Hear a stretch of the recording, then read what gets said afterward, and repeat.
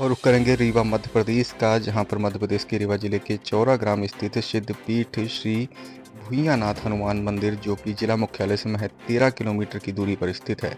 जहां भूयानाथ मंदिर प्रांगण में इन दिनों वृंदावन के रसिक कथावाचक श्री परमानंद जी महाराज के मुखारबिंद से समस्त पापनाशिनी भवतारिणी सप्तदिवसीय संगीतमयी श्रीमद् भागवत कथा का प्रवचन चल रहा है। और प्रवचन भी ऐसा कि लोग भाव विभोर और मंत्रमुग्ध होकर कथा का श्रवण कर आनंद ले रहे हैं। कथा का आयोजन दिनांक 13 अक्टूबर से 19 अक्टूबर तक किया जाना है एवं 20 अक्टूबर को पूर्णाहुति के उपरांत भव्य और दिव्य भंडारे का आयोजन किया जाना है। कथा श्रवण का आयोजन प्रत्येक दिवस दोपहर 3 बजे से शाम 7 बजे के मध्य किया जाएगा। वहीं कथा के मध्य भगवान कृष्ण कन्हैया की मनमोहक और खूबसूरत झांकियां सजाकर कृष्ण जन्मोत्सव, कृष्ण रुक्मिणी विवाह, कालिया नाग मर्दन, कृष्ण गोप रासलीला, सुदामा चरित्र सहित अनेकानेक प्रसंगों का नाटकीय प्रदर्शन किया जाना है, जिससे भक्तों में भारी उत्साह देखा जा रहा है। आकर के कथा में जब बैठेंगे तब हमें पता चलेगा कि तिलक क्यों लगाना चाहिए, कंठी क्यों पहननी चाहिए, जनेऊ क्यों धारण करना चाहिए, तब ना संस्कृति बचेगी।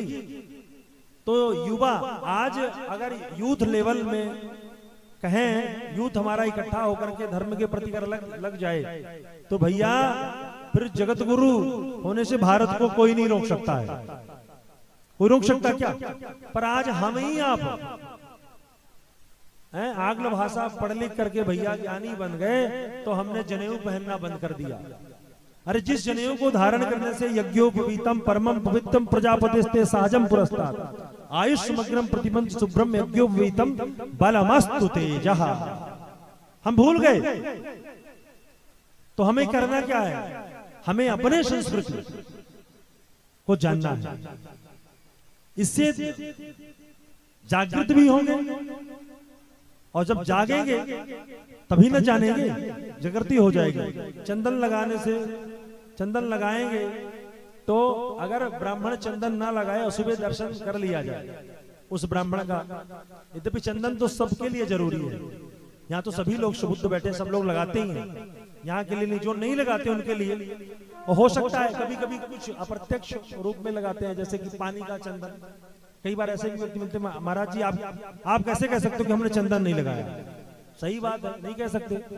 हो सकता है अभाव में जल का चंदन लगा लिया हो, तो प्रत्यक्ष में भी चंदन होना आवश्यक है।